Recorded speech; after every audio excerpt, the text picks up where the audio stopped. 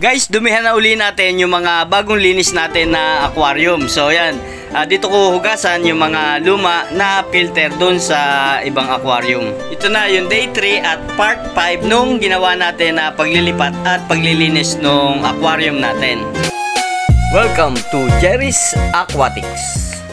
Hi guys, ako si Jerry ng Jerry's Aquatics. Gumagawa ako ng mga video patungkol sa mga aquarium needs, aquarium hobbies, and peacekeeping. So kung gusto mo ng ganitong mga video, feel free to visit sa channel ko at pakicheck mo na lang yung mga nagawa ko ng video. Okay, so ganito mga kapisda yung ginagawa ko.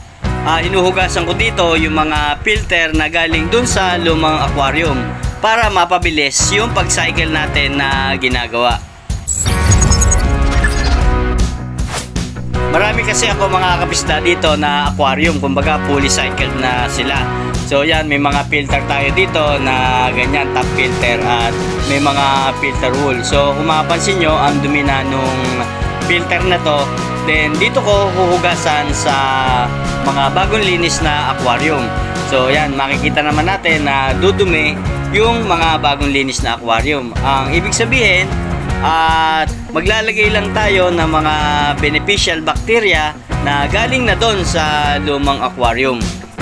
Pang 3 days naman na to mga kabisda, kaya goods na nalagyan ko sila ng mga beneficial bacteria na yun nga galing doon sa kabilang aquarium. Wag lang mga kabisda yung bagong lagay mo pa lang na tap water then lalagyan mo na agad ng beneficial bacteria, sayang lang, mamamatay lang din kasi yun. At dito din mga kapisda, sa mga 15 gallon, nalagyan ko na rin sila ng mga beneficial bacteria.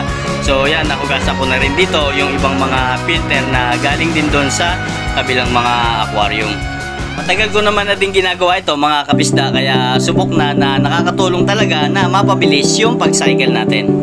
Guys, kung wala ka namang lumang aquarium at lumang filter gaya nito, pwede ka naman humingi doon sa shop na binibilan mo.